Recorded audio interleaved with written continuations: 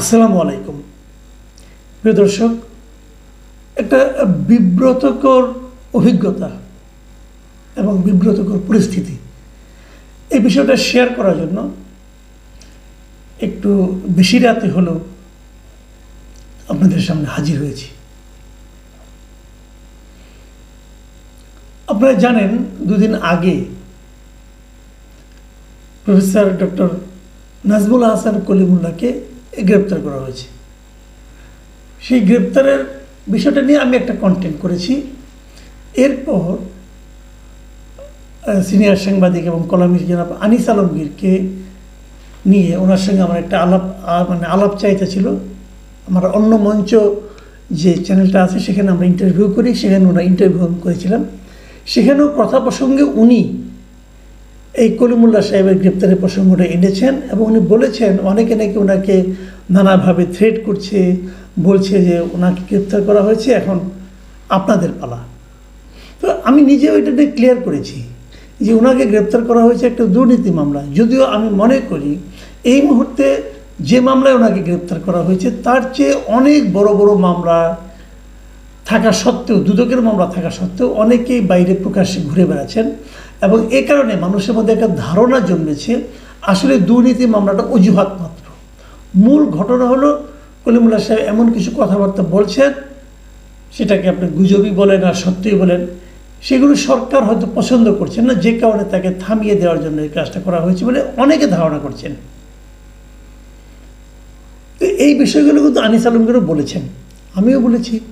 কিন্তু ঘটনাটা কী হয়েছে, আমি এরপর থেকে একের পর এক ফোন পাওয়া শুরু করেছি যে আমি গ্রেপ্তার হয়ে গিয়েছি কিনা, আমি দেশ ছেড়ে পালিয়ে যাব কিনা, অথবা আমি এই ধরনের আশঙ্কা করছি কিনা। এই ধরনের আমি কিন্তু ক্লিয়ার করেছি যে আমি এটা নিয়ে কোনো রকম চিন্তিত নই মোটে, কারণ আমি মনে করি না যে আমি ওই গোত্রের লোক, এবং আমি সেগুলো ক্লিয়ারও করেছি আমার যুক্তি প্রমাণ দিয়ে। কিন্তু এগুলো কে শুনে? কেউ কেউ এটাকে ইস্যু করতে যাচ্ছে, কেউ কেউ এটা নিয়ে বলে আমোদ অনুভব করতে যাচ্ছে, এবং আমার মনে হয় কেউ কেউ আমাকে ভয়ও দেখাতে চাচ্ছে। আমি আজকে সারাদিনে কত যে ফোন পেয়েছি কতজনের কাছ থেকে, সবাই বলছে সাবধানে থাকবেন। আচ্ছা ভাই, আমার সাবধানে থাকা না থাকা কী আসে যায়? সাবধানে থাকার অর্থটা কী? আমি কোথায় থাকবো? আমি তো আমার বাসায় থাকবো। তো কলিমুল্লাহ সাহেব তো তার বাসায় ছিলেন, সমস্যাটা কী? সাবধান মানেটা কী? আমি এগুলো আসলে বুঝি না। যারা আমার ব্যাপারে উদ্বেগ প্রকাশ করেছেন তাদের প্রতি আমার কৃতজ্ঞতা, তারা আমাকে ভালোবাসেন বলেই তো করেছেন। তারপরেও আমি যে একটা নমুনা আপনাদেরকে দেখাচ্ছি এগুলো আসলে কেন ছড়িয়ে যায়। দেখুন, আপনারা একজন বিখ্যাত লোক, আমাদের একজন সাহিত্যিক, কবি সাহিত্যিক, আমি কয়েকগুলি ফেসবুক স্ট্যাটাস আপনাদেরকে পড়ে শোনাই, তাহলে আপনি বুঝবেন যে আমি কোন ঝামেলার মধ্যে আছি। মিস্টার সাইফুল্লাহ মাহমুদ দুলাল, ওনাকে আপনারা সবাই চেনেন, খুবই বিখ্যাত মানুষ। উনি একটা স্ট্যাটাস দিয়েছেন, সাংবাদিক মাসুদ কামাল গ্রেফতারের আশঙ্কা করছেন, হতেও পারেন, আমি তার অগ্রিম প্রতিবাদ ও নিন্দা জানাচ্ছি এবং আগাম জামিন চাই, তা জানিয়ে রাখলাম। ওনার যে এই আন্তরিকতা আমার প্রতি, এটা আমাকে স্পর্শ করেছে। কিন্তু প্রথম যে বাক্যটা, সাংবাদিক মাসুদ কামাল গ্রেফতারের আশঙ্কা করছেন, এটা আমি কারো কাছে এই ধরনের আশঙ্কার কথা এখন পর্যন্ত প্রকাশ করিনি, এবং আমি মনে করি আমি এই ধরনের আশঙ্কা করছি না। আমি তো এমন কিছু করিনি যে আমাকে গ্রেপ্তার করা হতে পারে, আমার মধ্যে কোনো মামলা নেই, কোনো কিছু নেই, কেন আমি আশঙ্কা করব? অনেকে হয়তো বলবেন যে এটা মবের মূল্য অথবা মগের মূল্য হতেও পারে, হলে হবে, সেটা অন্য হিসাব, ওটা নিয়ে আমি টেনশন করি না। দেখুন, এরপরে কমেন্টটা আমি পড়ে শোনাই আপনাদেরকে। এটা কে লিখেছেন আমি জানি না, আরবিতে লেখা নাম। এটা আবার সাপোর্টার্স অফ বাংলাদেশ আওয়ামী লীগ নামের একটা ফেসবুক পেজে এটাকে দেওয়া হয়েছে।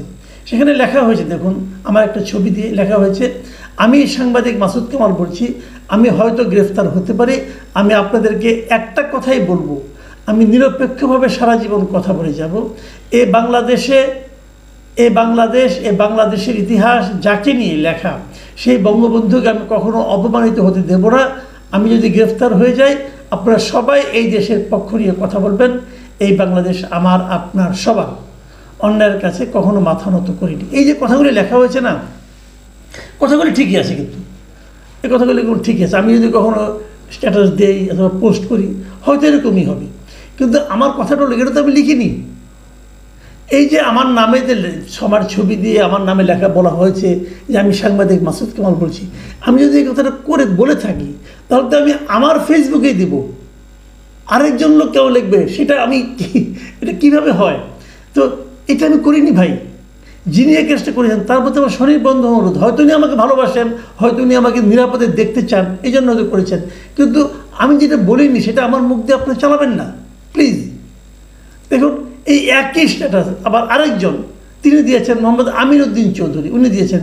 এর মধ্যে কোনটা আগে কোনটা পরে আমি জানি, একই কথা, আমার একই ছবি দিয়ে আমির উদ্দিন চৌধুরী সাহেব উনি দিয়েছেন, আপনি আগে দিয়েছেন না উনি আগে দিয়েছেন, অথবা দুজনের আগে আরও কেউ দিয়েছে কিনা আমি জানি না। তো এই বিষয়গুলো আমাকে কিন্তু আমার বিভিন্ন সুরিদ যারা আছেন তারা আমার কাছে পাঠিয়েছেন। তো এই কথাগুলি আমি বলিনি এভাবে, আমি স্ট্যাটাসগুলোতে আমিই দিতাম, তাই না? দেখুন আরও আছে, কালের কণ্ঠে একটা ফটোকার্ড বানিয়েছে, কলিমুল্লাহ সাহেব কট, এবার আপনার পালা কামাল ভাই, যেটা আবার ইনভার্টেড কমার মধ্যে আছে। এটা কিন্তু আপনি মিস করতে, এটা আপনি খুব একটা যে আপনার অসত্যতা বলতে পারবেন না, কারণ এই কথাগুলো আমাকে আমার একজন দর্শক বলেছিল এবং সেটা নিয়ে আমি একটা কন্টেন্ট করেছিলাম। কিন্তু এখন ওইটুকু যদি আপনি দেন, কেবলমাত্র একটা ফটোকার্ড বানান, তাহলে এই জিনিসটা কিন্তু একটা ভুল মেসেজ মানুষের মধ্যে দেয়। কালের কণ্ঠকে জাতীয় দৈনিক, তাই না? ওনাদের আমার মনে হয় যে আরেকটু সতর্ক হওয়া উচিত। ওনারা যখন কিছুকে দেন সেটা তো মানুষ সিরিয়াসলি নেয়।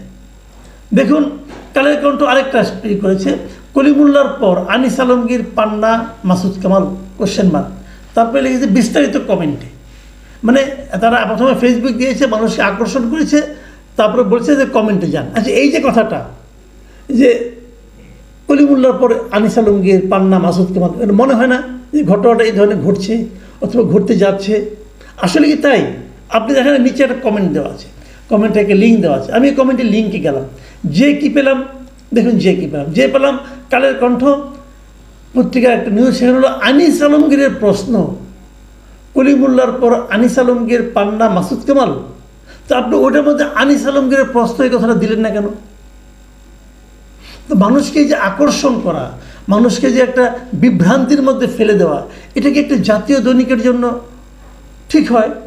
কারণ আমাকে একজন ফোন করে বললো যে আপনি নাকি অ্যারেস্ট হচ্ছেন। আমি কোথায় পেলেন? ওই কেন কালাই কণ্ঠ লিখেছে। দেখুন মানুষ কিন্তু অত কিছু বোঝে না, কালাই কণ্ঠর নামটা দেখেছে এবং তারা আমাকে ফোন করেছে। আমি আজকে দিনে ফোনের রিসিভ করতে করতে আমি টায়ার্ড হয়ে গেছি। তো এটা গেলে খুব জরুরি। দেখুন আরও একটা দেখায় আপনাদেরকে, তালুকদার মোহাম্মদ SAM স্যাম, পরবর্তী কিছু আছে আমি জানি না, এখানে লিখেছে কলিমুল্লাহ গ্রেপ্তারের পর মাসুদ কামালকে দেশ ছাড়তে বলা হয়েছে। কে বলেছে আমাকে দেশ ছাড়তে? আমি কেন দেশ ছাড়বো? ছাড়তে বললে আমি ছাড়বো নাকি? এটা কি আমার দেশটা? যদি আমাকে কেউ ছাড়তে বলে আমি ছাড়বো না। তো আমি তো আওয়ামী লীগের পুরো সময়টা দেশে ছিলাম, আমি তো দেশ ছাড়িনি, এখন ছাড়বো কেন? আমার যদি মৃত্যু হয় এখানেই হবে, আমি যা বলার সেটা আমি বলতেই থাকবো।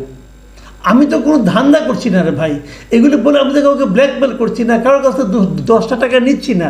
আমার বিশ্বাসের কথা আমি উচ্চারণ করতে পারবো না, এবং সেই উচ্চারণে তো দেশের কোনো ক্ষতি হচ্ছে না, বরং দেশকে আমি ভালো দিকে নিতে চাই। তো সেখানে আমাকে দেশ ছাড়তে বললেও আমি ছাড়বো না। কিন্তু তারও চেয়ে বড় কথা, আমাকে তো দেশ ছাড়তে বলেনি।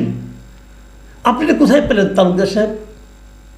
এগুলি কিন্তু আসলে মানে ইনফরমেশন না, এগুলি মানুষকে বিভ্রান্ত করে, মানুষকে আতঙ্কিত করে তোলে। আমার তো আত্মীয় স্বজন আছে না, বন্ধু বান্ধব আছে, তারা তো আতঙ্কিত হয়ে যাচ্ছে। কেন? আমি সোশ্যাল মিডিয়াকে কিন্তু ভালো মনে করি, কিন্তু সোশ্যাল মিডিয়ায় এই ধরনের মানে যে ঘটনা ঘটেনি সেই প্রচারটা আমি চাই না। দেখুন আরেকজন কী লিখেছে, MD নজরুল ইসলাম, কলিমুল্লাহ স্যারের গ্রেফতারের পর মাসুদ কামাল ভাইকে দেশ ছাড়তে বলা হয়েছে, ইউনুস পালাবে, আপনি কেন দেশ ছাড়বেন? এই দেশ ও দেশের মাটি আপনার জন্য আওয়াজ ক্লিয়ার, পাশে আছি।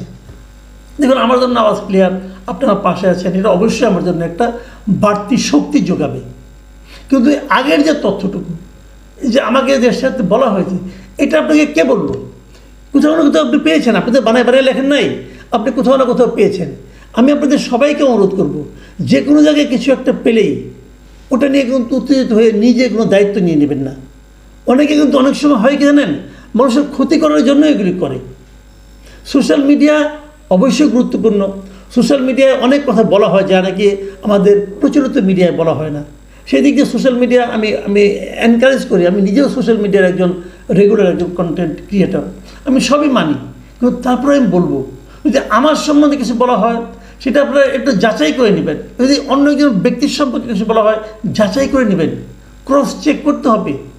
তাহলে তো আপনি মনে করেন, আমি বললাম তো এটা আমার যারা আত্মীয়স্বজন আছে, আমার যারা খুব ঘনিষ্ঠ, যারা আমাকে ভালোবাসেন, তারা তো এটা দেখলে পরে আতঙ্কিত হবে, এবং সে আতঙ্কের কিছু রেশ কিন্তু আমি পাচ্ছি। দেখুন আরেকটা ইম্প্রেশন, আর পড়বো না, অনেক অনেক আছে ভাই, আমি কয়টা পড়বো, এটি শেষ, আমি আর পড়বো না, আর পড়তে চাই না। এমবি কানিজ লিখেছেন, জনাব মাসুদ কামাল, শ্রদ্ধেয় গোলাম মৌলা রনি, জনাব ফজলু সাহেব মুক্তিযুদ্ধের পক্ষে কথা বলে, তাই কি ওনাদের দেশত্যাগ করানোর পরিকল্পনা হচ্ছে? কলিমুল্লাহ স্যারের গ্রেফতারের পর মাসুদ কামাল ভাইকে দেশ ছাড়তে বলা হয়েছে, তাহলে বাকিদের নিয়েও পরিকল্পনার নীল নকশা আঁকছি। সবাই প্রতিবাদ করুন, আমরা আপনাদের পাশে আছি। মুক্তিযুদ্ধের প্রশ্নে আপোষ নেই, আওয়াজ তুলেন। এই দেশ ইউনুসের না, তিনি বাংলাদেশ দেশ মন থেকে ধারণ করে না, প্রয়োজনে উনি পালাবে। মা মাটি মোহনা আপনাদের ছাড়বে না, এই দেশ আপনাদের, কেবলই আপনাদের। বাক স্বাধীনতা টুট টুট করে দিচ্ছে দেখি। যাক, উনি লিখেছেন, আমার কিন্তু একই কথা বারবার, যে ভাই আমাকে নিয়ে কোনো পরিকল্পনা হচ্ছে কিনা এটা আমি বলতে পারবো না। আপনি পরিকল্পনার কথা বলেছেন, এটা আমি জানি না, এটা আমি বলতে পারবো, যে আমি জানি না তা আমি কী করে বলবো। কিন্তু দেশ ছাড়তে বলা হয়নি আমাকে, একদমই বলা হয়নি। অন্য কাউকে নীল নকশা আটা হচ্ছে কিনা তাও আমি বলতে পারবো না। কিন্তু আমার কথা হলো কি, এমন কিছু বলবেন না যাতে নাকি মানুষ আতঙ্কিত হয়ে যায়, প্লিজ। আরেকটা কথা বলি ভাই, আমাকে দেশ ছাড়তে বলা হোক, গ্রেফতার করতে বলা হোক, কিন্তু সবই হতে পারে, অনেকের জন্য হতে পারে, নাও হতে পারে, আমি জানি না। কিন্তু আমার কথাটা আমি বলে যাব, আপনারা যদি আমার ভালো চান, আপনারা যদি আমাকে ভালোবাসেন অথবা আমার জন্য কিছু করতে চান, একটাই অনুরোধ, আমার জন্য দোয়া করেন। আল্লাহ যদি আমাকে বাঁচাতে চায়, কেউ আমাকে মারতে পারবে না। আল্লাহ যদি আমাকে ভালো রাখতে চায়, কেউ আমাকে ডিস্টার্ব করতে পারবে না। আমি আল্লাহর উপর ভরসা রাখি। আল্লাহ হাফিজ।